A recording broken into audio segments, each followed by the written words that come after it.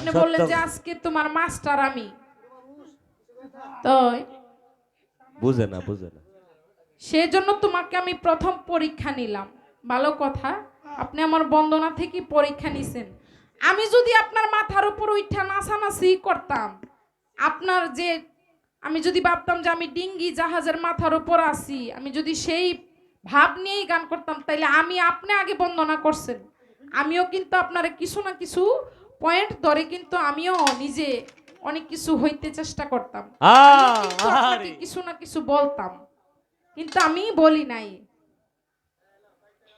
আমি কিন্তু আপনি বলতেছেন আজকে সারা সারি নাই, অবশ্যই আপনার এলাকায় যেহেতু আসছি আপনি আমাকে ছাড়তেও পারেন, আবার আপনার এলাকায় আপনার বাড়িতে আপ্যায়নও করতে পারেন, আবার দইরা মাইরা পিঠটা বিদায়ও করতে পারেন, এটা আপনার ইচ্ছা, আপনার অবরুচি।